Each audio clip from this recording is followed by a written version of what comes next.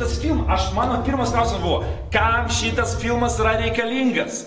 Nes tai yra tik tai šokis, kam filmuoti šitus filmus?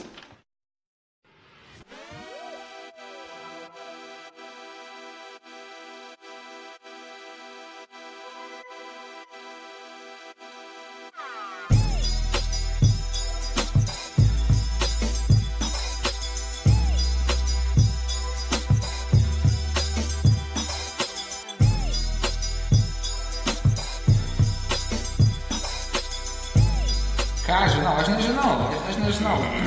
Man hip-hopas yra, viskas man yra, man hip-hopas yra it's the way you eat, the way you shit, the way you fuck, the way you talk, the way you do stuff. Hip-hopė taip yra, o tavo batai faini, kur pirkai, o tu pasakysi, aš to nepasakysiu.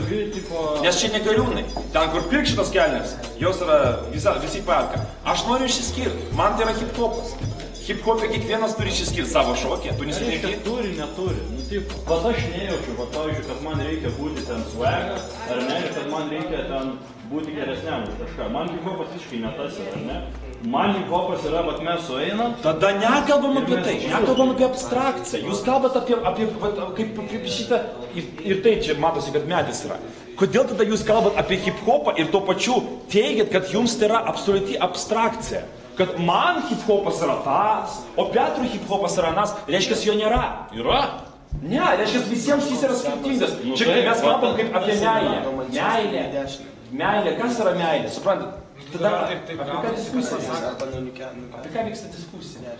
Reiškia, apie ką jinai? Mes kalbam apie vėją, apie tai, ko neegzistuoja. Arba egzistuoja, bet kiekvienam egzistuoja savai. Kiekvieną reiškinį, kiekvienas atskiras žmogus supranta savai. Nes kiekvienas savaip mato pasaulį.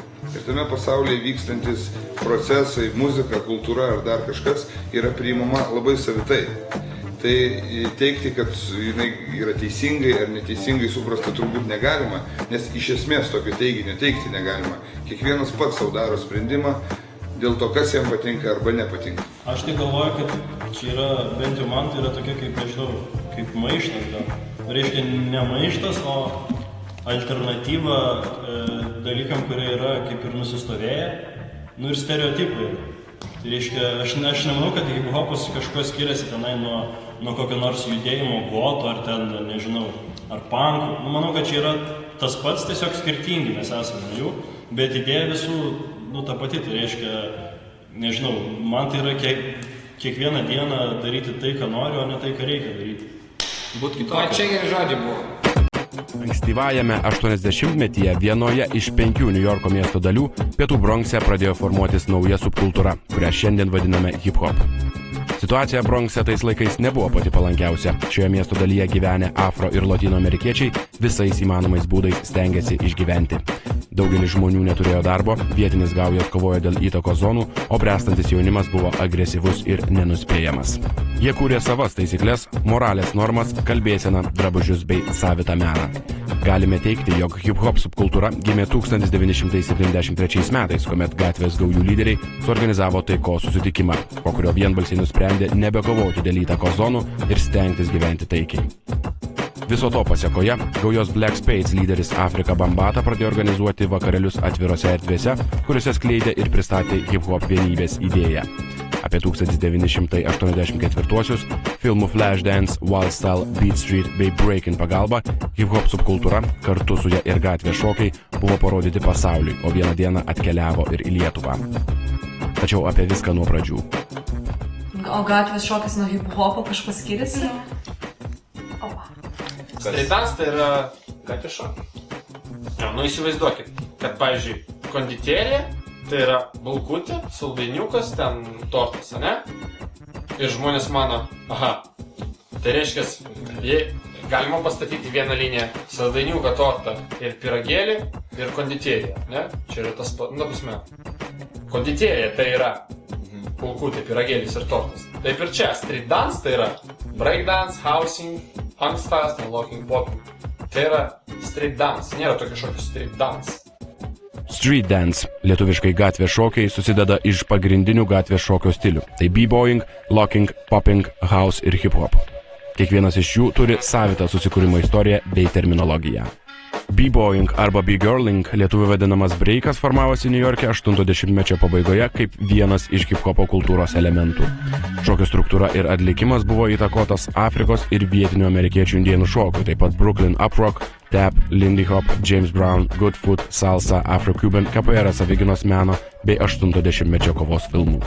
Šiuo metu išskiriami 4 pagrindiniai breiko elementai – tai Top Rock, Footwork, Freezes ir Power Moves. Filmai Flashdance, Wild Style, Beat Street, Breakin', Breakin' True išpopuliarino breiką visame pasaulyje 90-mečio pradžioje.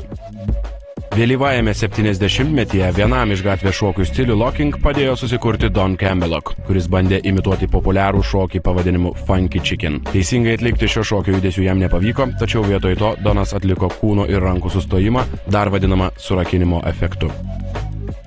Keistas šokis visiems paliko didelį įspūdį ir labai greitai išpopuliarėjo Los Andžele.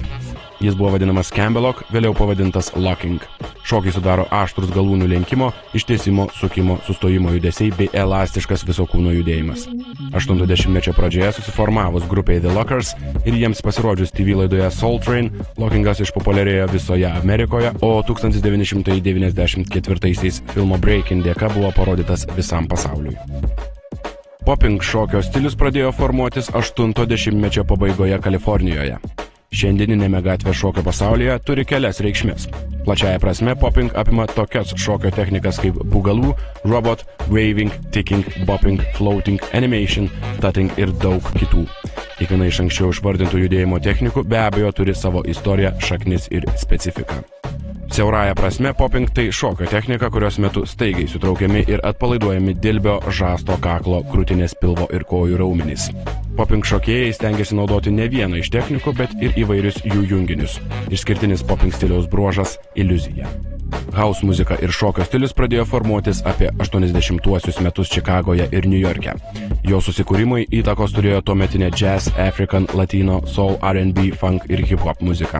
Viskas prasidėjo vietinių vakarėlių metu, tačiau house šokis išpopuliarėjo dėka klubuose Warehouse, Paradise Garage, The Loft bei Studio 54 ir daugybėje kitų grojamas house muzikos. Naktiniuose klubuose besilankantis jaunimas dėl išskirtinės savo aprangos buvo vadinamas househeads, grasshopper heads bei bango heads. 90-ųjų pradžioje dėl judėjimo technikos ir terminologijos ši šokio forma buvo įtvirtinta ir atskirta nuo kitų. Šiuo metu išskiriamos 3 pagrindinės house šokio technikos – tai footwork, lofting ir jacking. Nepaslaptis, jog hip-hop subkultūra gimė 1973 metais Amerikoje, Pietų Bronkse, tačiau hip-hop kaip socialinis šokis pradėjo formuotis tik 90-mečio viduryje. Tuometiniai gatvės šokėjai naktiniuose klubuose improvizuodavo skambant hip-hop muzikos įrašams. Nuo 1990 iki 1997 metų beveik visose hip-hop muzikos įrašų klipuose buvo naudojamas judėjimas ir judesiai atitinkantis hip-hop muzikos ritmą. Nuo tada hip-hop šokis įsitvirtino savo judėjimo techniką ir judesių bazę. Besikeičiant hip-hop muzikai, kartu keitėsi ir judėjimo technikos. Šiuo metu neįmanoma suskaičiuoti, kiek skirtingų judėjimo technikų yra, kadangi kiekvienas šokėjas, interpretuodamas muzikoje, kuria savo hip-hop šokio stilistiką. It was pre the big fashion, it was before the big fashion came up, when I started, people didn't even know about the term hip-hop or something like that. And what happened was that in Germany we had a lot of GIs.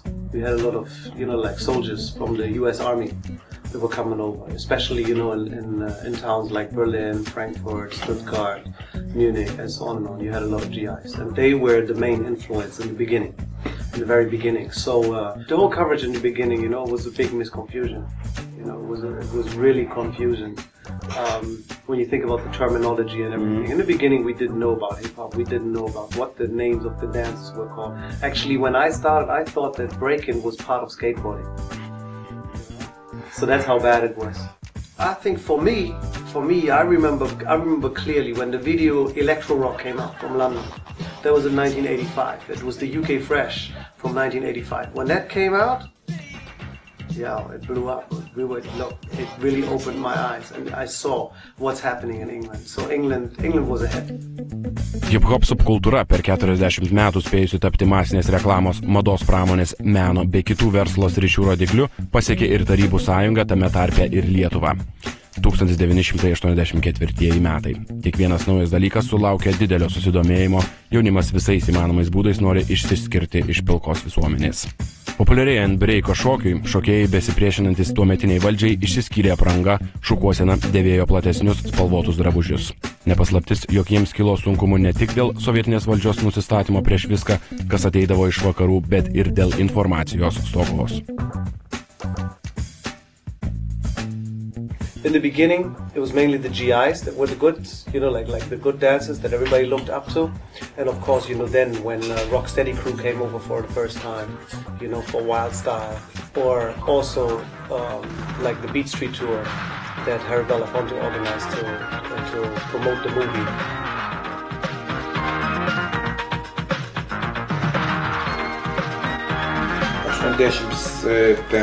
metais iš užsienio atvežė mum kasetę, Babina vadinosi, kasetė Babina, dar tais laikais nebuvo nei DVD, nei CD, atvežė kasetį ir mes, kaip pamatėme šitas, kad tenai juodaodžiai išdarinėja gatvėse su šitais, viską mes labai susidomėjom šitų menu ir pasirodo, kad nebuvo tai toks neįveikiamas dalykas.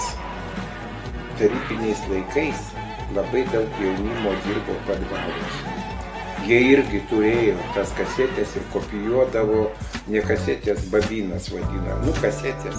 Ta garsioji ta juosta, iš kurios mokina, ko gero, visi Tarybų sąjunga, buvusi Tarybų sąjunga ir ko gero visam pasaulyje, tai buvo gatvės šokiai, taip vadinasi. Ko gero, pirma buvo fantastiška, ten tas solo sušluota, ten kažkai. Ir iš tų dalykų mes, reiškia, ir kopijavom, žiūrėjom viską, bandėm rasti savo kažkokius sprendimo, judėjimo būdus. Jie kopijuodavo, supranti, ir aš pagalvojau tokį dalyką. Reikia eiti per visus padvalus vadinamus, nes viešumoje negalima buvo rodyti tarybiniais laikais šitų šokių, jo. Ir aš juos rinkau ir surinkau labai daug kauniečių, labai daug kas iš jų labai puikiai išmoko, viską davai, sakau, sudarom vieną Kauno grupę, tokią viską, suprantat, ir tas įvyko.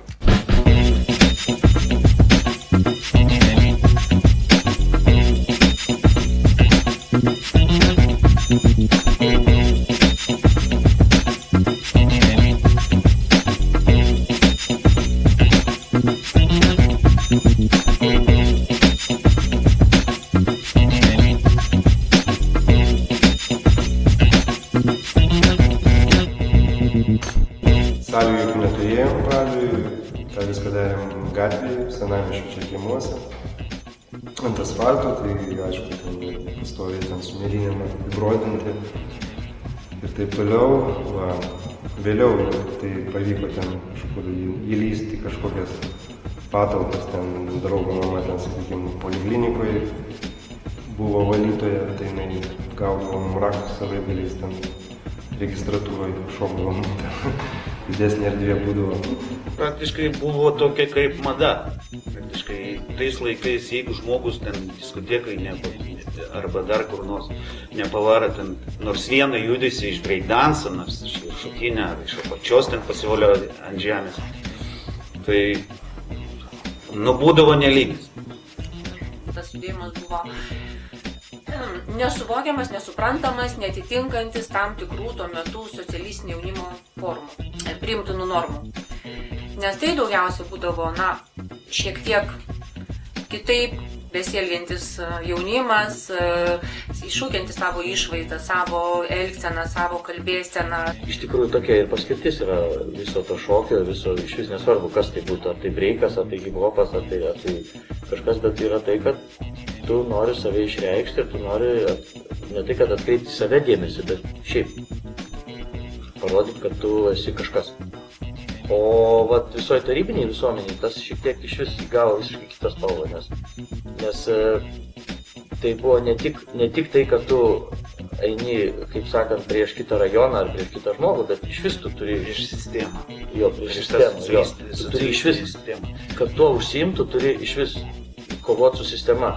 Šiaip gatvė, jeigu, vis tiek buvo labai uždara ta Sovietų sąjunga, tai į mūsų gatvėje netaip žiūrėjo. Tie tuo metu forsai, mes juos Montanom vadinom, tai jie ten prie mūsų kabindavosi, atiminėdavo kepurėlės ir taip toliau.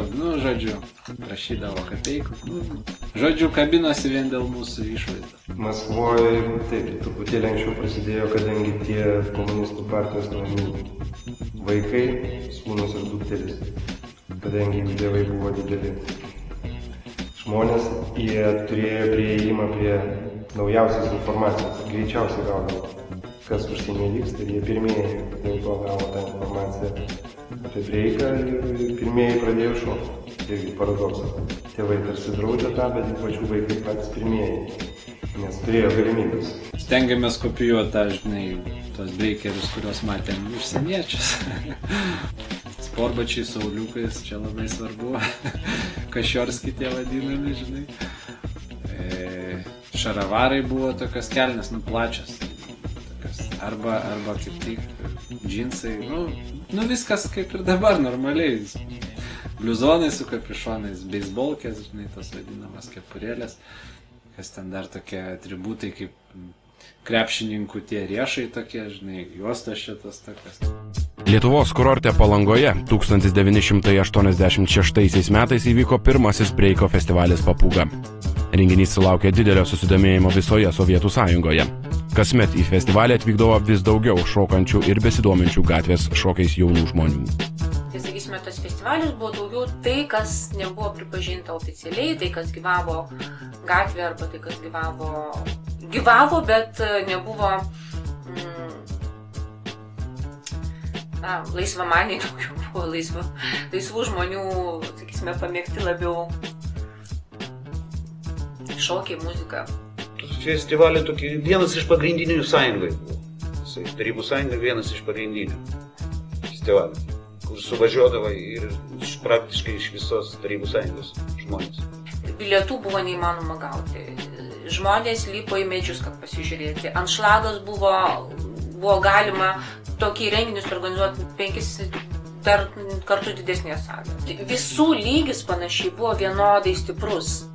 Tiek ypatingai Maskvos, jeigu neįm plačios Maskvos, Talino, Rygos ir Kauno šokėjai buvo praktiškai tame pačiame lygyje. Viskas lėmė tai, kaip tu save pateiksi publikai. Tai yra techniniai dalykai. Buvo vienodai stiprus. Bet gal buvo sugebėjimas, jeigu tai komandinės varžybos, vienas prieš kitą sugebėti išprovokuoti kito judesį arba atsakyti stipresnių.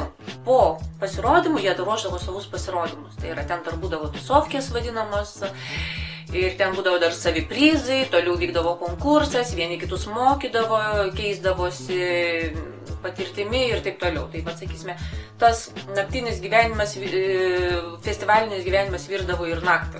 Ir labai intensyviai.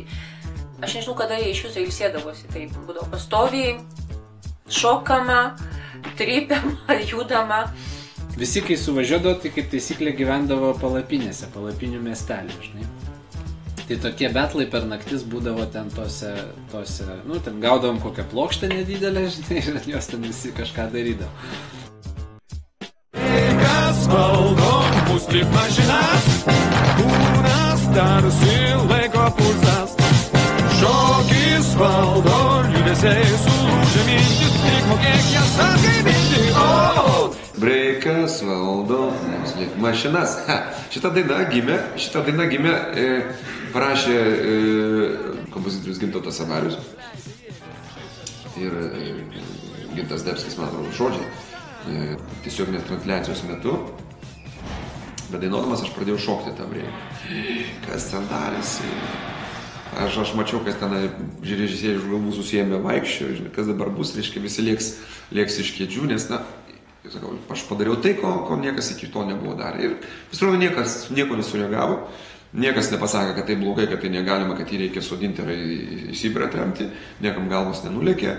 Ir aš galiu pasidžiaugti tuo, kad aš buvau pirmas tada Tarybų Sąjungoje, tai 130 milijonų reiškia, žmonių šalyje ir didžiulė reiškia, auditorija televizijos, nes programų labai buvo nedaug, o pamatė milijonai žmonių.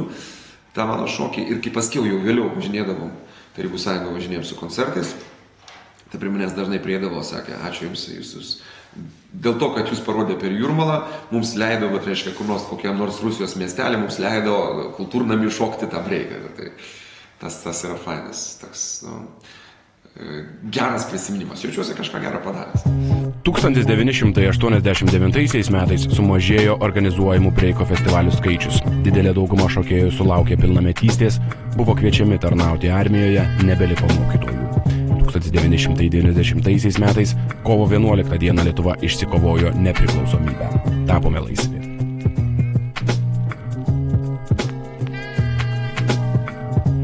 Istorinė akimirka.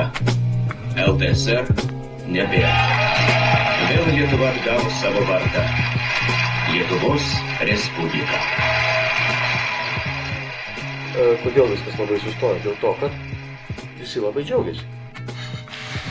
Nes visiems buvo labai gerai, nes pagaliau mes išėjom iš to, žodžiu, iš tos visos geležinės, iš tos pilkos masės, dabar viskas fainai, dabar visi bus kas kaip nori, visi spalvoti, visiems labai gerai ir visa kita. Ir tada jau kaip ir nebėra dėl ko eit, nebėra iškidingo idėja. Visa sistema pasikeitė ir žmonės turėjo suktis kažkaip. Ir tas breikas, vėlgi, buvo banga. Ir ta banga nuslūko ir kaip tik subirėjo sąjunga ir visiems jau nebe tas svarbu buvo. Vienas dalykas, ta karta, kurie buvo tada, 87, 88, 89, nei neparuošė, nebuvo, kaip dabar studija, neparuošė tos kartos, kurie pratęs visą tą.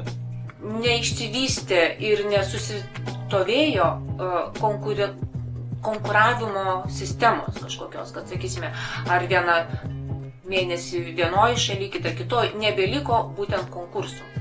Jo, ir buvo tas laikotarpis, kai mes tiesiog likom ar ledą. Dėl to sakau, kad mes ėjom prie katedros aikštės, Vilniui verkėm labai, nes supratom, kad buvo paskutinis mūsų šokas.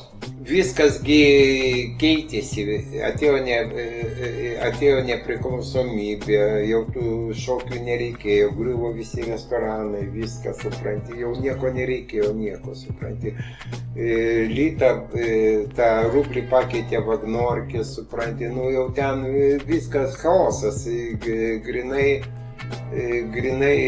reiškia, menas buvo praktiškai tas šiuolaikinis, apie ką mes sužlugdytas buvo. Tuo metu visi galvoja, kultūros nebereikia, eisim visi į turgus prekiauti.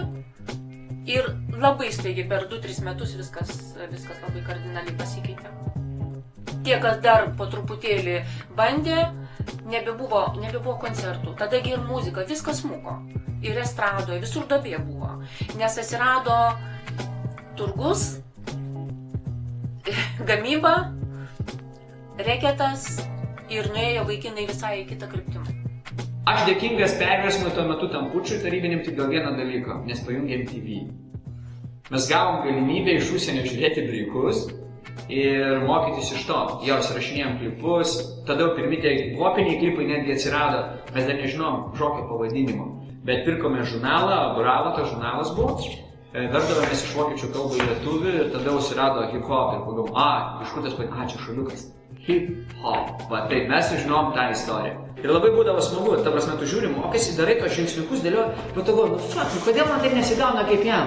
Tada būdavo tas greitis vadinasi dvigubas sulėtinimas, tada dvigubai lėčiau ir tada mes atradom, blemba, jėsti rūpinai. Daro grūvas važiuoja ir taip, mes net nežinojom tą žodį grūvą, aš tada net nežinojom, nieko net nebuvo jokios minčių. Ir pagal tai iš to mokysi žiūrėsi viską.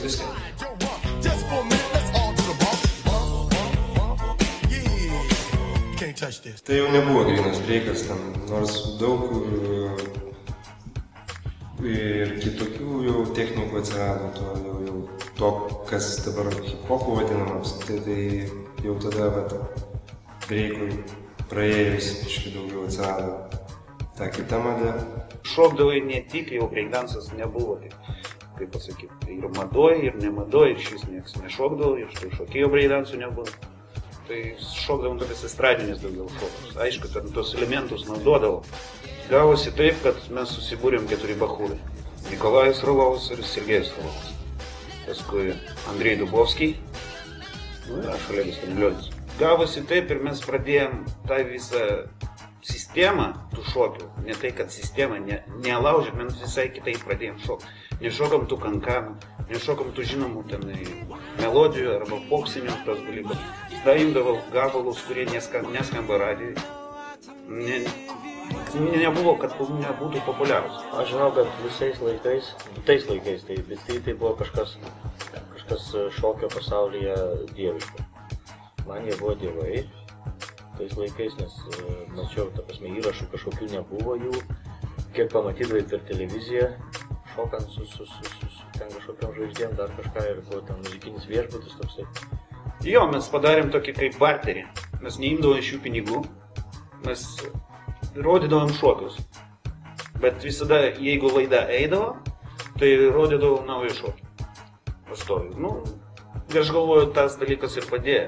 Paskui žmonės pradėjo sužinoti, kas, kaip, kur, kada. Ir visai kita stilistika šokė buvo. Visiškai aišku, jinai buvo estradinė, bet truputį ir tas nematyta, kad 4 bachūrai šoktų.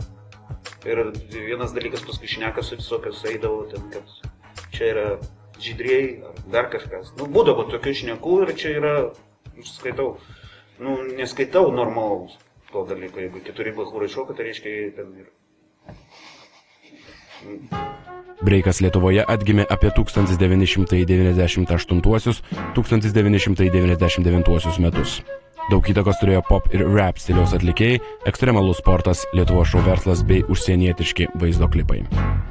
Tuo metu Lietuvos jaunimas buvo įkvėptas muzikinių vaizdo klipų Music Instructor, Flying Steps, Bump Funk MCs. Juose buvo šokamas breikas. Galime pasidžiaugti, jog Kaune, Vilniuje, Šiauliuose ir kitose Lietuvos miestuose pradėjo formuotis naujos breikerių komandos.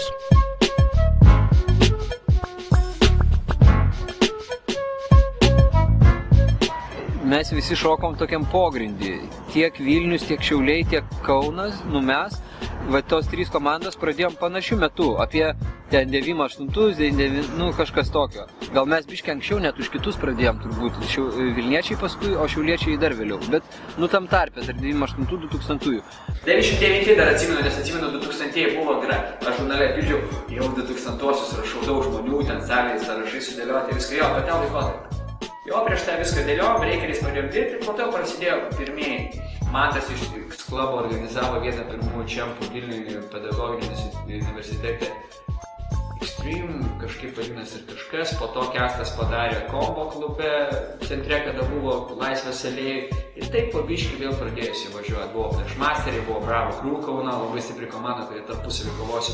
Labai smagi komanda buvo Panevėžy, labai smagus bičiai buvo Klaipėdoj. Tuo metu buvo tas viskas važiavo. Jie buvo įkūrę studiją Flashas ir tos studijos kaip tokia reprezentacinė komanda buvo Flashmaster. Žodžiu, jie įkūrė tą studiją ir jie sukūrė tokią Flashmasters komandą. Žodžiu, Vilniuje tos visus, kas tokie perspektyvūs breikeriai, kas gerai šoka, žodžiu, subūrė tą komandą ir iš tikrųjų su ta komanda daug veiklos. Turbūt Lietuvoje tuo metu tokia buvo viena iš komandų, kuri daugiausiai rodydavosi kažkur, kurią žinojo tiesiog, nes kiti ten treniruodavosi patys underground'e, o čia tokia turbūt tuo metu vienintelė vieta, kur vyko kažkas mokė, kažkokie buvo treneriai, žodžiu. Tuo laiku, žodžiu, viena stipriausių komandų buvo, tikrai visi jie lygiodavosi, žiūrėdavo, Flashmasters čia yra vieni iš geriausių. Pirmoji breiko grupė Kaune buvo Bravo, nes tai buvo suburta, man atrodo, prie Žemės ūkio akademijos, netgi ne prie KKI, kur vėliau buvo Stravinsko grupė. Bet vadovas buvo tas pats Stravinskas ir jie ten kažkokį kolektyvą įkūrė iš ten buvusių gimnastų ir pats Ramas toj grupiai buvo, kad fiziškai būtų pasiruošę. Ir ta grupė buvo pavadinę Bravo kažkodėl. Ir mes taip nusprendėm, kad mes esam pirmieji Kaune, reiškia, atsikūrusio breiko šokėjai, tai mums būtų teisinga tą istoriją pratęsti ir pasivadinti Bravo. Tik tada jau mes žiūrėjom Viva kanalą per teliką ir mes, Bravo neskamba, tai Bravo Crew, kad būtų. Tai, kas įkūrė Real Time Modify, tai buvo Andrius, Simas ir Tadas. Buvo pirmieji nariai, kurie sukūrė tą Real Time Modify, kurie suformavo tą pavadinimą, kurie nusprendė, kad tai bus Real Time Modify. Ir paskui laikui bėgant tiesiog prie tos grupės jungėsi vis nauji žmonės kaip mes ir panašiai. Tiesiog per gal pusantrų metų susibūrė ta tikroji Real Time Modify, kuri paskui gyvavo ten, nežinau kiek, 7 kokius metus, kur pagrindinis sąstatas buvo. Mes neturėjom supratimų, kai mes pradėjom, kas tai yra. Viršutinis, tu sakė, apatinis, tokie. Iš vis labai daug tokių sampratų buvo iškreiptų, kažkas ten susigalvoja savo ten kažkokį pavadinimą, nu ten, o čia yra būgis, ten, o čia yra ten zabėškė, o ten visokie kažkokie kosminiai terminai, kurie ten vadinasi, žinai. Ir ten, o čia yra viršutinis breikas, čia yra apatinis. Paskui mes sužinojom, kad nėra tokio dalyko. Bumfunk MCs, Music Instructor, Flying Steps, klipai ir tokie. Tai buvo ta medžiaga, kurią rydavom, žinai, akim turiu galvoje, kad tenais visą laiką, kad išėjo naujas klipas, Bumfunkai išleido naują gabalą ir ten nesvarbu, kad ten nieko beveik nedaro, bet tai yra kažkas tokio, nes Bumfunkai išėjo, nu. Bet šiaip, kai susitikdavom ir su šiauliečiais, tai būdavo, kad biškai nesusišnekam vienas apie vieną, kitas apie kitą. Nes, žinai, ką mes sakydavom žirklės ir mokydavomės daryti žirklės, gimnastinį elementą. Šiauliečiai sako, ožius daro. Moky ožius, kas daro ožius? Kai atėjo jau ta nauja banga, vėl prasidėjo čia breiko festivaliai. Aš atsimenu patį pirmą, kuriam kažkaip įvyko, tai Pepsi Z, ne, klube. Tai va tą atsimenu. Tiesiog tai buvo renginys, kai žmonės suvažiavo tiesiog susipažinti bent jau. Buvo 99 gal 98, žinau. Jo, 98. Jo, nes buvo tikrai prieš 13 metų. Mes pamatėm realiai, kad žmonės kažką daro, aikšteliai supasi kažkaip įdomiai, kai nesustoja, kažkas keista, nesuvokiama dar buvo tada. Ir, reiškia, buvo tas Pepsi Z čempionatas ir toks prikolas gavosi, kad informacija sklydo kažkokiais tai gandais apie visokius tokius renginius, nebuvo tokio centralizuoto informacijos kažkokio tai spoto šaltinio. Ir pamenu, Hebra paaišė flyerius, realiai paaišė flyerius ir bilietus ir tipo, ir aišku, ir tai buvo labai siauram rate reklamuota ir buvo tokių neaiškių džemų kažkokių tai ten, pavyzdžiui, ten. Visi sužino, kad bus neformalus tūsas, tada nebuvo ten kažkokių tai breikerių tūsų, ar ten buvo tiesiog neformalus tūsas, kur grodavo repas ir nelabai kas žinojo, kas tai yra, iš tikrųjų. Tiesiog visi žinojo ten kažkokį tai niemą, dar kažką. Ir bus breikas. Ir nelabai daug kas ten iš tikrųjų ir matė iš vis tą breiką, bet visiems buvo labai įdomu, kasgi tai. O tie, kurie matė per klipus, aišku, jie sako, o čia tai pamatysim gyvai. Po kelių metų padarėm susipažinę su Živilė Miškinytė Fintų. Apie 99 2000 kažkur va tas laikotarpis susitvarkė to Fintas pradėjo eiti ir apie 4-5 metus, kada to Fintas vyko metų iš metų, tas va breiko pasaulis kilo labai auga. Vasarą tai varydavom po 6 valandas kasdien, po 6-8 valandas. Salė būdavo pianinas, pavyzdžiui, pavarom 3 valandas 4, mes gulim, man tas mokėdavo groti pianinu, jisai grodavo pianinu, mes privalgę pagulim ir vėl toliau treniruodamas. Tai būdavo realiai vasarą visą. Vasarą treniruočiau visą. Va, ir įvyko va tas va čempionatas, kur laimėjo šiauliečiai. Visi buvo keisti. Mes ištraukėm paskutinį išėjimą savo, pasirodymą. Ir tiesiog mums pasakė, kad jūs paskutinį išeinat ir mes iki savo išėjimo sėdėjom kambarį ir laukėm savo išėjimą. Nesirodėm ant scenos nieką. Ir nežinom, kas kaip šoka, niekas. Ir po pasirodymą tiesiog supratom iš karto, kad pradėjom žmonės eiti ir sakyti, Kebra, ką jūs darot. Visiškai. Jo, amazing! Nu, tokiam stiliai, Kebra atėjo ir sakė, jūs nunešėt visus mušlės. Bam!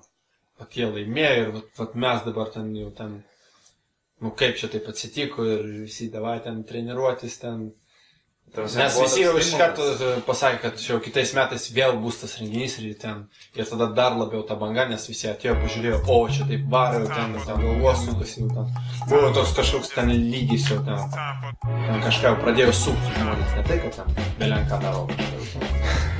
Rimtesnė. Žinot, kai sako apie energiją šokį renginiuose, tai energija ten buvo, nežinau, per stogą. Tai įsivaizduok, jeigu vien iš Šiaulių įsivaizduok, kad važiuoja 2 autobusai. Tiek sirgalių, tiek šokėjų. Įsivaizduok, jeigu tuo metu būdavo ten po 10 komandų jaunių, būdavo, tai susidomėjimas būdavo iš kiekvieno miesto didžiulis. Ir tenais nuvažiuodavai, ten atvažiuoji kaip, nežinau, į Madonos koncertą, ne, jau matai, privažiuoji prie moksleivių rūmų jo ir jau tada atsistoji ir matai žmonių pilna, aplinkui tiesiog pilna. Tai kažkas tokio, žinai, vienas kartą metas ir ten būdavo kažkas tokio jau. Žmonių buvo be galo daug, nes tais metais tai buvo Top Finto laikai, tai buvo Beat Streetų laikai, tai buvo breiko didžiausia banga po to, kai vokiečiai Flying Steps ir Storm iškėlė Europoje breiką, kai išleido porą vaizdo klipų su breiko šokėjais. Tai tapo be galo populiaru, buvo labai populiaru klipas naudot breiko elementus, tai buvo mainstreamas, todėl po to, kai aš pradėjau šokti, praktiškai 2-3 mano šokėjai vyrai, mano klasiokai vyrai, berniukai, nešoko, nebandė šokti breiką. Praktiškai visi mano klasiokai bandė šokti breiką. Vienu metu Šiauliuose buvo, nežinau, ten visi sako, 20-20, ten tų komandų realiai nesuskaičiuosi, mes dabar net juokaujam, kad susitinki kokį seną pažįstamą Šiauliuose ir jisai irgi šoka breiką, nes Šiauliuose visi šoka breiką.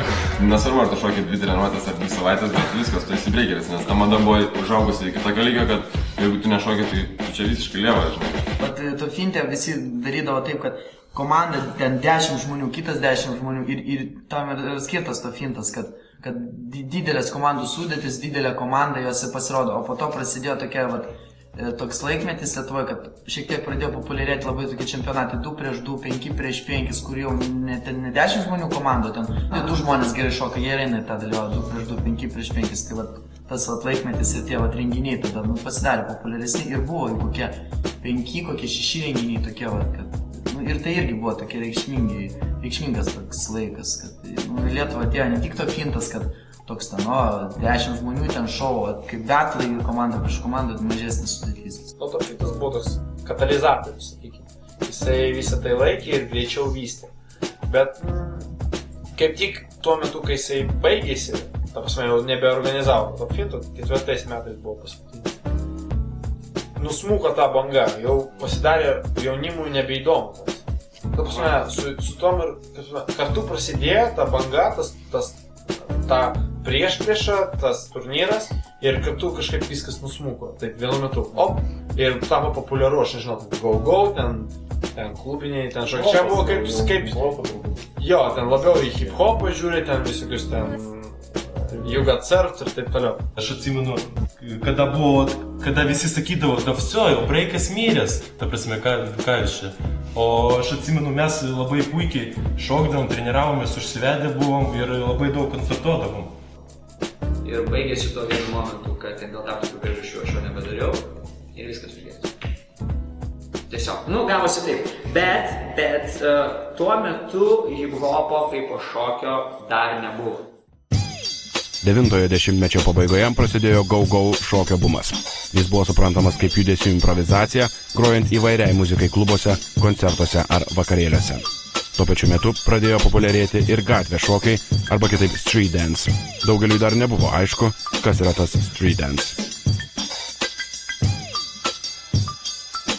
Pradėjom šokti kažkokį tai stilių. Tuo metu taip atrodė. Mes dalyvaudom konkursuose, nieks mūsų nesuprasdavo, nes mes šokdavom kitaip. Žinau, kad pas mus buvo šokis repas, pavyzdžiui. Ten ir kiti kažkokie tai, ir jie... Aš negaliu pasakyti, kad tai buvo hip-hopas, bet tuo metu mes taip nežinom, kaip tai pavadinti. Ir vadinom tiesiog street dance. Taip va. Hip-hopas man visą laiką buvo Net, aš galiu prisipažinti, net kai aš pradėjau mokyti, man hip-hop šokis buvo kažkoks toks mažiau apibrieštas, arba praktiškai beveik neapibrieštas. Grįžo vieną dieną Kęstas Baranauskas iš Vokietijos, jis buvo išvykęs į Vokietiją padirbėti pagyventi, nes manė, kad ten nusikabliavo, bet ten jo reikalai. Ir atvežė naują šokį.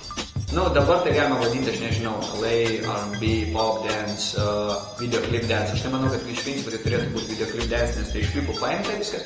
Bet tą tipo, šakį jie vadino gatvės šokiai, street dances, telekai. Nebuvo to hip-hopo dar pavadinimo.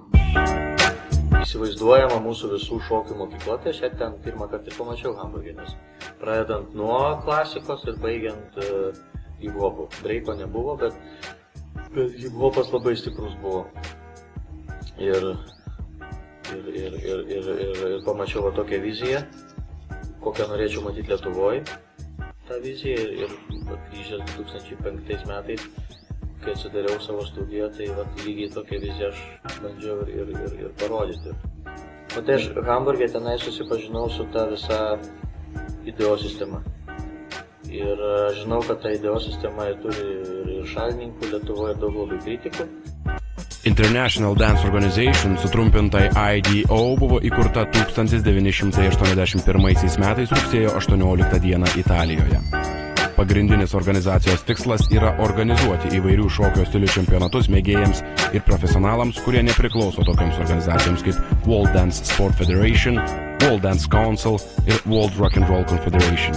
Nuo 2003 metų IDO narėmis tapo daugiau nei 60 šalių. Šis skaičius ir toliau auga. Aš tai labai džiaugiuosi, kad yra tokia organizacija, nes yra labai daug varžybų ir ten galima pakankamai pamatyti daug gerų šokėjų ir, žodžiu, išbandyti jiems save ir tobulėti. Tas yra tikrai labai gerai, bet iš kitos pusės mane šiek tiek, sakykime, nelabai džiugina, kad tai yra grinai komercinė organizacija.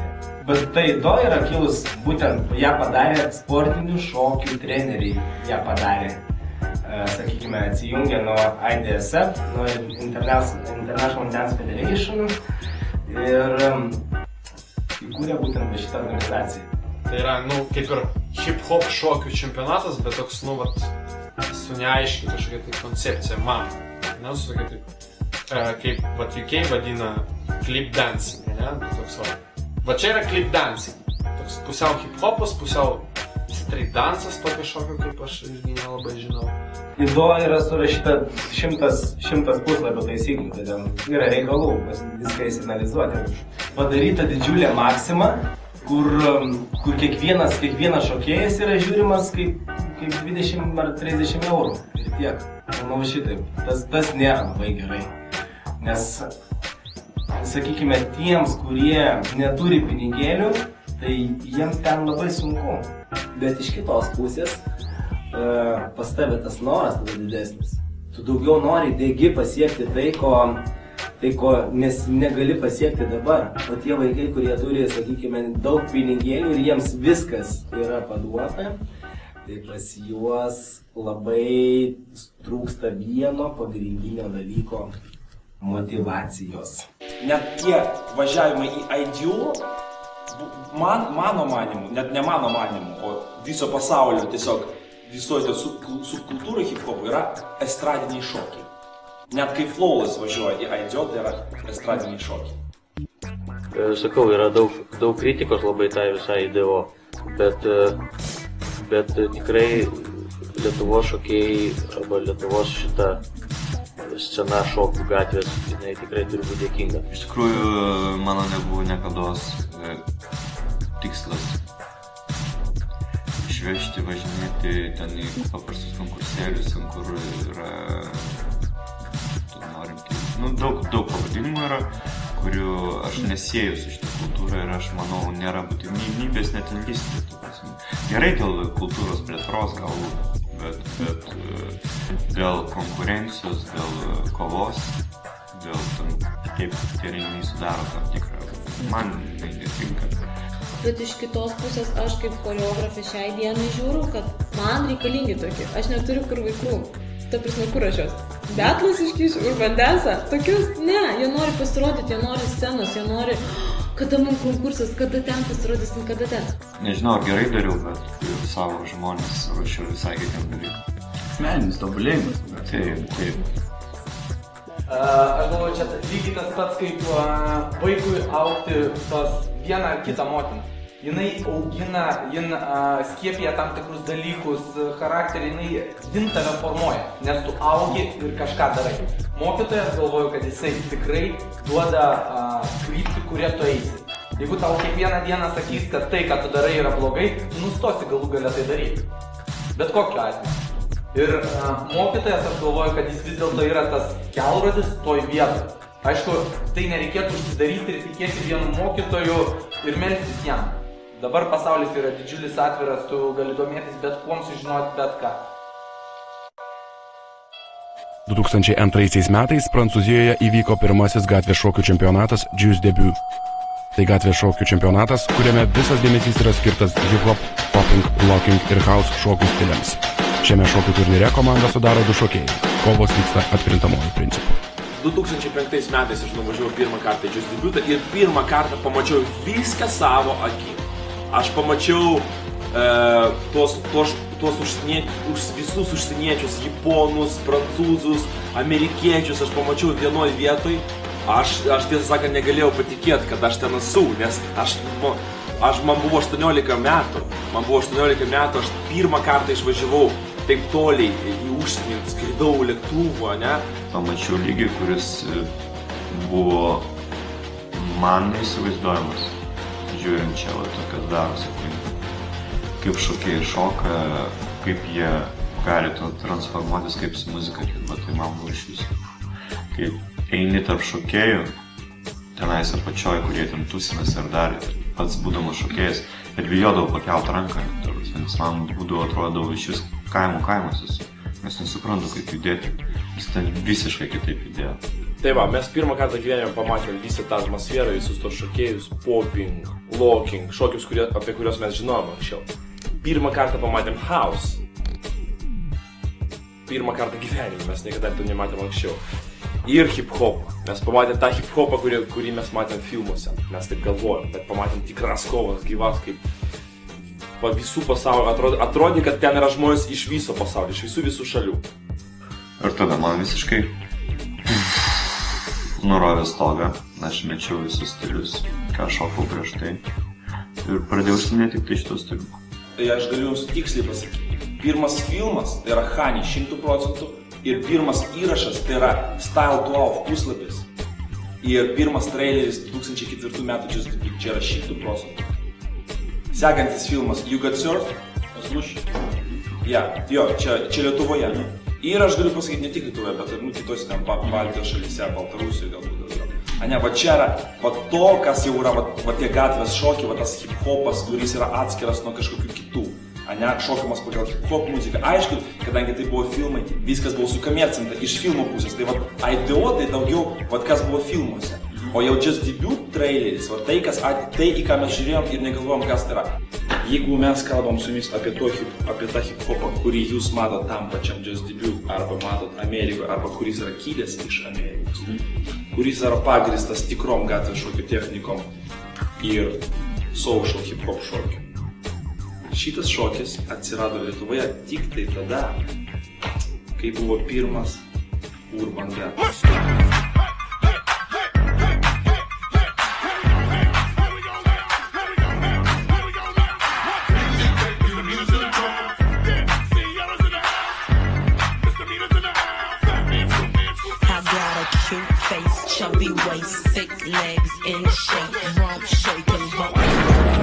Kilo idėja senai, 2006 metais.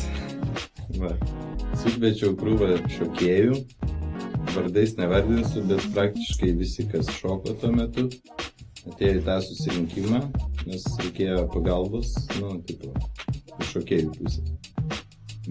Ir po pirmo susirinkimo, po pirmos diskusijos, kai atsirado ir pavadinimas, visi atsisijojo. Liko vienas Audrius. Tai Urbandetas gimė Šopeno 12 adresu ir buvo labai krūtai, žinai, ten mes darydavo ten prizus, žinai, virina, kažkas ten iš armatūrų, nesąmonės. važiuojam, ten vežam plokštės, klijuojam, kažką ten chimičinam, žinai. Pirmas Urbandensas varė į tokį minusą, gal Androjum sakė, ne kiek pinigų, nu daug tūkstančių litų. Ir paskui mes gal 3 renginius atidirbinėjom pirmo renginio tą uždarbį, žinai, mušinėjom. Šakėt. Mano mėgstamiausias serialas, turiu visus video iš visų renginių ir žiūriu ir matau, kai pirmais metais buvo, nu nieko nebuvo, net tik ką žiūrėti nebuvo, o vat jau praėjus 5 metam yra ką pažiūrėti. Ir kyla, ir visi stengiasi, domisi. Kai pradėjom, nieko to nebuvo, nieks niekom nesidomėjo, šokėjų buvo visai nedaug, visiškai džiunglės, tamsus. Kaip pasako Gičiavas, tai sako, jeigu buvo Kaune tada 2 grupės ir susitinki ten per kažkokią atlitus ar varžybas ar kažkur ir matai, ką jie šoka, tai tu gali ir jeigu tu jau esi matęs tą patį filmą, ką ir jie matė, tai tu žinai, reiškia, kaip pasakyti, tu pamatai šokančių žmonės ir tu pasakysi filmo pavadinimą, kurį paskutinį pažiūrėjai. Tai kažkas tokio, aš manau, buvo ir su hip-hopu 2004, 2005, 2006 metai pas mus. Tik tai tiek, kad tas procesas žymiai greitesnis. Internetas, žymiai greičiau, jo labiau mes galėjom labai keliauti. Daug ir patys keliauti, pas save žmonės pasivežti. Nes Urban Dance tai yra, na, pradiniai galbūt atrodė truputėlį kaip parodija Just Debut. Dabar gal toks, sakykim, taip lietuviškas analogas. Ne? Tai yra hip-hop šokio kovos, o ne pasirodymų. Mes turime žinoti, kad tikra gatvės šokio erdvė yra ratas. Sakykime taip, kai mes kalbame apie tai, kada prasidėjo hip-hop šokis Lietuvoje, kartais man ateina mintys, kad hip-hop šokis Lietuvoje atsirado tada, kai Elite Force atvažiavo į Lietuvą. Nes tai, ką jie paaiškino ir parodė žmonėm, o ir pagaliau man tapo be jokių klausimų aišku, kas yra hip-hop šokis. Bet vėlgi aš tapau opozicijoje, nes kai visi pasinešė ant Just Debuto, jau nestradiai, bet tik tai batlai ir tik tai kažkokia Just Debuto va ta banga, aš supratau, kad tai nėra Just Debutas, kad hip-hopas yra daugiau negu Just Debutas, kad hip-hopas yra daugiau negu kova, hip-hopas yra daugiau negu renginys, aš turiu omeny hip-hop šokis, kad tai yra visiškai kitaip. Koks skirtumas IDO sistema, Urban Dance sistema, Just Debutų sistema. Jeigu tu nori šokti, tu šoksi ir ten, ir tu, jeigu tu geras, tu įrodysi. Ir IDO sistema, jeigu tu būsi superovas, tai priimsi ir ta pati moteriškė su 120 kilų, jeigu tu super geras būsi, tai tikrai ir Just Debutė tu būsi geras, ir Urban Dance tu būsi geras, aš nelyginu tų. Lietuvos gatvės šokio istorijai šiemet sukanka 28 metai. Su šypsena prisimename Papūgos festivalį, Egidijaus Sipavičiaus dainą Breikas valdomus kaip mašinas, Algirdo Stravinsko bei daugelio kitų grupių pasirodymus. Laikui bėgant, Lietuvoje susiformavo tam tikras požiūris į hip-hop subkultūrą ir gatvės šokius. Norime jūs supažindinti su gatvės šokėjų gyvenimo užkulisiais. Čia šokis yra ne tik hobis, bet ir gyvenimo būdas. Aš noriu paklausyti. Manęs? Aš šokėja? Ne, tavęs. Man tu esi šokėja. Tau aš šokėja, pavyzdžiui, jeigu manęs paklaustų tokį klausimą, aš nežinau, ką reiškia būti, prasme, kaip čia, kur ta riba yra, kai tu esi šokėjas, ne šokėjas. Tai yra nieko daugiau išskyrus savęs parodymas tam tikrų ritmų. Kiti tai daro capoeiros ritmų, salsos ritmų, valso ritmų, tango ritmų, bet kokį. Kiti daro be ritmo jokio, nes negirdė dar kas nors. Tiesiog saviraškos būdas, tai yra nieko daugiau. Visa kita, ten tos istorijos, tai tik iliuzija, kurią kažkas pirstelė ir tūkstančiai patikėjo ir velkasi iš paskos. Nieko daugiau. Tiesiog savęs užėmimas. Tu gali imti ir nešokti, pradėti piešti. Gali pradėti dainuoti, gali viską iškart šokti, šokdamas dainuoti ir piešti, įsitepęs dažais. Jeigu tu paklaustum paprasto žmogaus, kaip jam atrodo gatvės šokėjas, jis to pasakytų klynas iki kelių, grandinė kokia nors, maikė 4 dydžiais per didelė ir pip. Gatvė. Plius dar alus rankoj. Čia bent jau Vilniaus centre tokie ir nežinau, ko čia jo tos mūkais, tokiais repo bomžai. Aš esu gatvės šokio šokėja. Man yra svarbu muzika, ją jausti, girdėti, jausti. Du skirtingi dalykai ir kalbėti savo šokį. Geras šokėjas, išmanantis, ką jis daro, jisai tiesiog leidžia muzikai įeiti jo kūną ir jo kūnui, tarkim, išreikšti tą muziką, ar ne, judesiais. Tai yra lygiai tas pats šokio požiūriu, ar ne? Tik vienas išreiškia salsą, kitas išreiškia hip-hopą, ar ten funką, ar ten whatever. Žmogui, tarkim, mano nuomonė, nežinau, jeigu tu esi šokėjas, tu, kad esi tikras šokėjas, minimum po 16 metų supranti. Iki 18 vyksta tavo apsisprendimas. Ar tu būsi šokėjas, tarkim, kaip Kenis. Jokūbas ar panašiai. Kažkas, vienu žodžiu. Arba tu tiesiog būsi žmogus mėgstantis šokus, ne?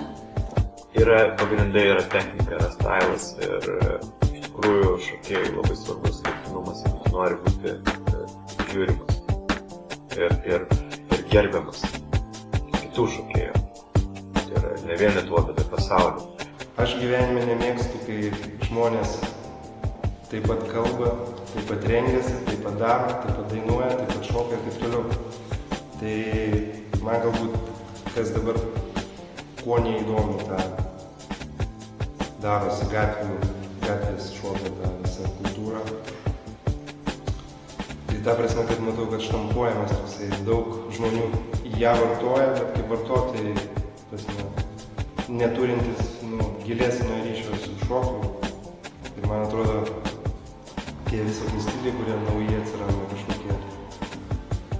Tai tie vienetai žmonių ir sukuria juos, o po to tūkstančiai tik tai mėgdžioja tą viską ir taip toliau. Tai bet visą laiką sakau, jauniem šokėjam ieškočiau to tikro santykio su šoku. Ką tau reiškia tas šokis ir kažkaip jame nepasislėpti toje minėje, bet ieškoti savo individualumo ir kaip kažką iš savęs įnešti tą šokį, ką tu gali padaryti, ko niekas kitas negali padaryti. Motyvacija keičiasi. Yra toks dalykas, kad, pavyzdžiui, 10 metų tai yra ilgas laiko tarpsnis žmogaus gyvenime, ypač jauno, kuris negyveno 80 metų. Ir tu pradedi šokti, todėl kad, pavyzdžiui, tai populiaru, pavyzdžiui, tau patinka, ne? Arba kad aš noriu, kad mane pripažintų kiti šokėjai, ne? O paskui dar po 5 metų tu jau supranti, kad tau gal jau to ir nebereikia. Tau yra tiesiog, tai tapo gyvenimo dalim, aš nesakau gyvenimo būdų, bet gyvenimo dalim, ne? Ir, tai yra tiesiog tau, kaip tu nusiprosi, tau yra, būtinai, reikia sielai, kad tu ir pašoktum. Ir tu šoki dėl to, o kartais motyvacija tiesiog dingsta, tu nesupranti, kodėl tu eini į salę. Man patinka žiūri, bet patinka betlint dėl to, kad betlas yra kažkas tokio, aš nežinau, man užkuria dar kažkokį atskirą variklį manyje, nes kaip, tarkim, aš dėl to negalės, aš nemoku šokti jokios atrankose, nes kai man reikia šokti prieš nieką, prieš teisėją kažkokį, kad tu atsitėm turi parodyti, kad žinai, gerai, tu galėjai šokti toliau, nesąmonė. Tai, o man betlas yra kažkaip kitaip, kai tu matai, žinai, žmogų, tarkim, tu sėjot betlai gražiai ir negražiai, bet vis tiek, žinai, kažkokį gal tai yra visai kažkaip kitaip, nes tas žmogus tave, žinai, pats užveda. Jis, tarkim, tu kovoji su kažkuo stipriu ir jis, tarkim, išeina ant geros muzikos ir jis gerai pašoka ir tau būna taip gerai, dabar tipo tau dar būna, žinai, toksai labiau, gal tiesiog įspaudžia dar daugiau už manęs, tipo betlas.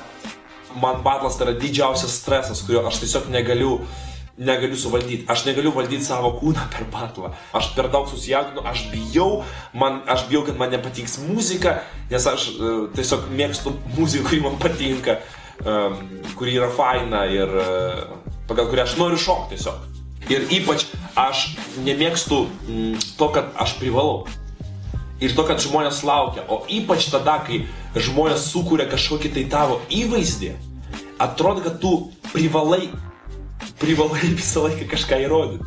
Nežinau kodėl, man nepatinka įsipaitinti, aš daug geriau jaučiuosi šokdamas su komanda, šiaip su komanda, darydamas pasirodymus žmonėm, galbūt dėl to, kad mano charakterį yra tas, kad dirbdamas, atiduodamas save, aš noriu, kad šalia būnantys žmonės jaustųsi gerai. Dėl to man patinka, kad įdedi darbą, tu parodai kažkokį, tai man šokis yra kaip piešinys, kurį tu nupieši, kurį gali demonstruoti. Ir dėl to, kada jauni šokėjai, labai Lietuvoje dabar tas išpopuliarėjo, labai kalba apie tai, kad Jeigu tu nevarai freestylo, arba tu neini į fightą, tu ne hip-hopo šokėjas. That's bullshit. It's a bullshit.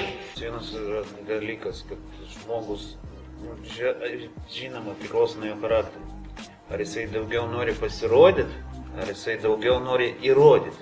Yra šokėjai gimę, būti vieni, tipo kariais. O kiti tiesiog įvykti. Visiškai skirtingi, iš tikrųjų pasaulyje skirtingas tikslas yra grojant. Skirtingi poreikiai visiškai, grojant betlę ir grojant diskotekoje. Vienas iš pagrindinių skirtumų yra ta atsakomybė už kovinės nuotaikos palaikymą, galima taip pasakyti. Netgi kartais kūrinių, kurios groja per betlus, negali pagroti diskotekoje, dėl to, kad žmonės tiesiog nešoks. Gatvės šokiuose produktas yra kova, tai davai padarom, kad jie pjautųsi ir visi ten mokės pinigus. Tai toks požiūris yra pražūtingas.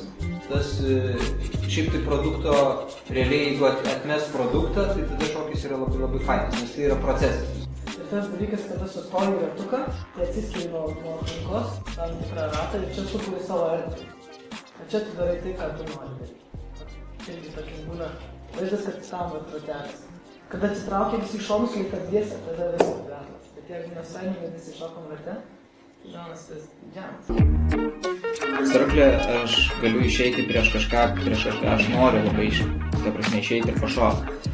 O ne taip, kad laukti iki finalo, ne, ten, va, tu dėjai iki finalo, aš irgi dėjau iki finalo, o dabar mes susikausim kaip tikri šokėjai. Žinai, ta prasme, čia, jeigu tu tikrai nori išsiaiškinti kažką, tu tikrai turėtum būti Circle ir ten išsiaiškinti, ką tu nori. Aš kažkaip nežinau kodėl, gal aš nesu tikras bibojus.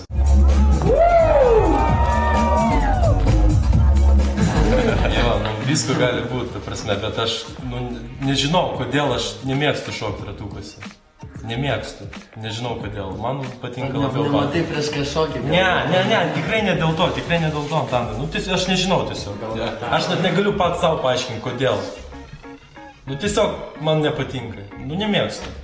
Pavyzdžiui, užsienį, tie rateliai visai kitokie. Žmonės yra išalkę, vysti tą ratą. Jie lenda, daro, jie keičiasi. Kažką bando galbūt įrodyti, šoka ir pat tiesiog pasišokti, įvairių saferių būna. Kai užsimesga aistros labai didelis, tai ten prasideda kovas, o būna kur šiaip tiesiog šoka, eina vienas po kito, daro ir dalinasi. Ir visi palaiko vienas kitą. Būtent tuose ratukuose galbūt kartais per daug sureikšminamas yra kažkaip tai tas tarsi pasirodymas, toks išėjimas. Visi tarsi tokie nori būti profesionalais ir iš karto wow pavaryti, nors neturi pamiršti to, kad viskas yra saušas, kad viskas yra bendravimas, šokis nuo to prasideda ir nesvarbu. Ten pradžiai kaip tu darai, svarbiausia eik, valgyk šokį, jaustų muziką, tas yra svarbiausia ir norisi, kad tuose ratukuose visi eitų, nebijotų eiti ir tie, kurie jau šoka ten 6-7 metus ir tie, kurie dar tik pradeda, kad tuos, kurie tik pradeda, mes palaikytume, dalintumėm savo šoką. Jo, iš tikrųjų pastebėjau tokį dalyką, kai pradėjom dirbti, kad traukia tokius žmonės, koks esi pats, reiškia. Tai, reiškia, aš nematau studijai tokių žmonių, kurios matau kitur. Nes, reiškia, visur pagal mokytoją ir jo mokiniai yra.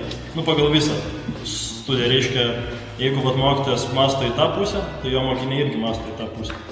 Ypač paskutiniu metu labai daug žmonių bando šokti į šitą šokių pasaulį ir atidarinėja studijas, todėl kad tai iš dalies yra lengvi pinigai. Mes galvojam apie šokių šaknis, apie kultūrą ir taip toliau. Dauguma galvoja apie tai, kaip tiesiog tai yra pamokinis veiklos būrelis. Jie užsiiminėja su vaikais, už tai jie gauna pinigus. Kai kurie žmonės tiesiog daro pinigus. Ta prasme, dzin, kas bus tas? Surandi žmogų, kuris tiki manim ir pastatau. Ten padarau ir tu vari, man jokio skirtumo, tu man moki pinigus. Tai tuo atžvilgiu, tai tas nemanau, kad yra gerai. Aš pasakysiu, kodėl taip yra, nes daugelis bijo konkurencijos, o konkurencija skatina vieną – tobulėjimą. Sunku, o tobulėti norint, reikia žiauriai ir daug dirbti. Ir gaunasi kas, žmonės tingi tą daryti. Jie pasiekia tam tikrą lygį, man gerai ir plaukiu ant to, aš dabar esu žvaigždė, čia mane visi žino, man yra cool. Labai skaudu matyti kai kurias grupės, kurios aiškiai matosi pas ką treniruojasi. Tai parodo ką? Tie žmonės turbūt tobulėja tik tai tiek, kiek jiems parodo treneris. Tai kalbėti apie tai, sako, mes patobulėjom. Tu nepatobulėjai, tu išmokai judesį. Aš kaip sakau, yra žmonės, kurie daro judesius ir žmonės, kurie šoka. Yra visą laiką konfrontacija neišvengiamai. Vienas dalykas tai yra vis dėlto žmonių pritraukimas pas save, o tam reikia, kad tavo vardas būtų pripažintas geresniu negu kad kitų mokytojų ar ne kitų mokyklų. Tai automatiškai jau tu turi kažkaip tai save pastatyti aukščiau už kitus kažkaip nužemindamas, tarkim. Nu ir taip aš manau gimsta, kad ta konfrontacija, susipriešinimas, ar ne? Jeigu, kai prasidėjo pats etiudas kirpimo, ir jeigu jis būtų taip ir pasibaigęs toj kėdėjai, aš įvertinčiau tikrai labai gerai, jeigu būtumėte iš vis nešokę. Supraskite vieną dalyką, televizija yra lygiai toks pat filmas. Laida bet kokia yra filmas, skyrus informaciją. Jeigu tu nežiūri laidą kaip į filmą, tai tu neturi. Jeigu tu nėra sudėdamųjų dalių kaip drama, pergalė, nusivylimas, ašaros, tai viskas. Pasmerkta laida absoliučiai. Daugumai žmonių tai reikia paprastų dalykų. Televizija yra tik tai pramoga. Daug. Ir pramoga yra tas, kur nereikia nieko galvoti ir sukt galvos.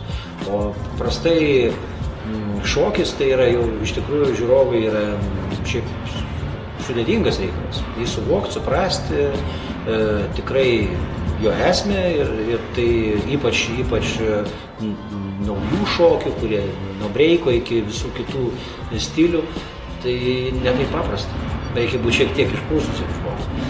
Tai va, o žiūrovai dažniausiai jiems reikia saldumynų kažkokių, tai kažkaip paleidai gražios suknės, gražios kojos ir patys banaliausi šokiai, kurie ten, žinai, apie meilę seilę, nu kaip ir dainos. Čia nieko naujo. Popsas yra visur popsas, jisai toks yra. Tai yra masinė kultūra, kuriai viskas yra labai paprasta, nubrėžti aiškus tikslai, ką reikia padaryti. Gražu, saldu, visiems priimtina, daug masiai priimtina ir viskas gerai. Tai yra lygiai ta pati maksima ir pinigų darimas, tai ir televizijom yra labai gerai tas, kad kuo didesnis kolektyvas, tuo daugiau žiūri, tuo didesni reitingai, tuo daugiau balsuoja. Tai irgi yra pinigai. Sakykime, tie visi šokių projektai, šok su manim ir ten taip toliau. Čia su šokiu nieko bendro. Čia yra tiesiog šou. Kada lėlė patampo ir, reiškia, yra komisija, kuri ten bla apie viską, apie nieką ir vienu žodžiu viskas tai gaunasi, virsta į gerą šou ir tai daro, manau, kad TV3 šitas šok su manim yra idealus pavyzdys, kai yra kūriamas spektaklis iš tikrųjų. Tiek mūsų komisijos, tiek vedėjo, tiek visų dalykų. Čia yra kūriamas spektaklis. Čia yra visiškas vadinamas holivudinis filmelis. Ten yra greito bendravimo taisyklės, kaip yra greitas maistas, kuris yra skanus, bet jis yra labai trumpai. Jeigu atšalai, jis yra nebeskanus, kaip sumuštinis McDonald's. Taip ir ten yra panašiai, tu su visais šypsais įsveikinėsi, net ne feikini, net nedarai to dirbtinai. Pats darbo procesas užkulisiuose yra greitas. Svarbu yra geras įvykdymas, nėra svarbu žmonių jausmai ar kaip jie gerai po to jausis. Norint būti ant scenos, kartais reikia užsiauginti tokią storesnę odą ir suprasti, kad tikrai čia yra įtampa, čia yra greitis, kad reikia laikytis labai grafikų ir panašiai. Ir jaunimui ar ten, kas nėra pratę prie tokio tempo, kartais būna labai sunku. Tai yra gerai iš tos pusės, kad žmonės įgyja daugiau drąsos, patirties. Ir tai yra gerai. Patirtis bet kokia yra jau iškart gerai. O tai, ką rodo mūsų visuomeniai, tai yra visiškas šlamštas. Ta prasme, ką telikas parodo žiūrovai, tai yra labai blogai. O dėl to, kad šokėjas eina į teliką, tai yra gerai, nes jam yra galimybė užsikabinti už gyvenimo ir atrasti kažkokį pajamų šaltinį, darant tą, ką tu mėgsti. Savęs parodimas telikė tai yra, kaip sakant, savo šansų suteikimas eilinis. Nes vieną, ką tu tik tai nusifilmuoji čia ir įmeti į internetą, tas visas, tas vandenyną, kur ten koja gali nusilaužti ir visa kita, kai tu esi kažkokiam tai konkrečiam pasauliniam projekte, kuris turi savo vardą. Projektas tai yra kaip prekinis ženklas. Ir jeigu tu po juo papuoli, tai tu esi vis tiek jau visai kitaip kotiruojamas, negu tu esi kažkur įmetęs į YouTube savo filmuką. Tai labai skirtingi dalykai. Ta prasme, šokis tampa toksai kaip ir pripažįstamas dalykas, bet jisai iš kitos pusės televizijai pateikia ir jisai profesionalai, žiūrėdami tą, nupiktinas ir jiems skaudu, kuom pompuojamos galvos žmonių, kurie per daug nenusimano informaciją, kad tai yra wow, o iš tikrųjų tai wow, tikrai ne. Yra labai normalus kelias būti underground'e ir būti lygiai taip pat žinomas tam underground'o srityje ir kur ten ir niekada nelysti į šitą visą didelį viešą ekraną. Yra kitas kelias, jeigu tu jau nebetelpi šitam savo rate, nori parodyti daugiau ką, tai va čia yra televizija ta vieta, kur šiais laikais, pripažinkim, geresnės scenos, pakol kas didesnės scenos, kur daugiausia žmonių pamato, nėra, pakol kas nėra. Pas mus dar mąstymas yra pačių gatvės šokėjų, kad jiem atrodo, kad man yra nelygis telikas. Iš principo aš kažkiek su to sutinku, kad mes neturime lygiuotis į televiziją. Bet, jeigu mes norime iš to gyventi ir uždirbti pinigus, ne tik iš treniruočių, bet duodami galimybę plačiau pasirodyti, mes turime dalyvauti ir tose projektuose, tam, kad iš to uždirbti. Reikia kartais mokėti parsiduoti ir dėl to nesiparinti. Bet parsiduodant nepamiršti, iš kur tu atėjai ir ką tu nori gyvenime daryti. Nes ir tikrai žinau žmonių, kurie parsiduoda ir viso gero. O pavadinkim parsiduoti, tai nėra labai blogas terminas. Tu tiesiog dirbi ir gauni už tai pinigų, už tai, ką tu įneši. Linkėčiau tokiam žmonėm įnešti tai, ką jie nori įnešti, o ne tai, ko iš jų yra reikalaujama. Kaip šokėjai galėtų pragyventi iš principo, tu turi šokti, grubiai tariant, popsą. Naktiniuose klubuose to real hip-hopo, hebra, kur kam skiria daugiausia laiko, žmonės to paprastai ateina, jiem neįdomu. Žmonės prisigeriam, ten visiškai neįdomu. Tu daryk kažkokį popsą, panos gerai atrodė, jam tik to užtenka. Aš manau, kad galima pragyventi, bet čia priklauso vėlgi vien tik nuo tavęs, jo? Kaip tu reklamuosi, kaip tu treniruosi, kaip tu apskritai pateiksi tai, ką tu mokinsi vaikams, ar tu sudominsi vaikus, ar ne. Pradeda vaikai ten mokintis, treniruotis, žinai, iš jų atbyra dauguma, lieka geriausi, talentingiausi, kurie galbūt paskui galės mokintis savo mokyklas kurti, jie bus paklausus ir kaip šokėjai, galbūt kažkokiuose klipuose, pasirodymuose ar dar kažkur tai. Išsigrynina, sakykime, tie kristalai, kurie verti to ir tie, kurie verti, tie ir išgyvens, žinai. Tiesiog reikia būti profesionalu. Kad tu dirbtum. Ne tai profesionalu, bet reikia dirbti sąžiningai, reikia investuoti į save, reikia lavinti save kaip mokytoją, kaip šokėją, o ne tiesiog daryti promo. Reikia būtinai tobulėti ir augti ir žinoti daugiau, negu tu žinai, stengtis sužinoti daugiau. Tu gali dirbdamas kažkokį normalų darbą, sakykime, normalų ofisinį darbą ar kažkokius turėdamas specialybę, tau niekas netrukdo vakarais vesti treniruočių. Ir susirinkti savo žmonės, susirinkti savo komandą, tai kaip ir hobis. 5 valandą baigėsi darbas ir ką tu veiki tada.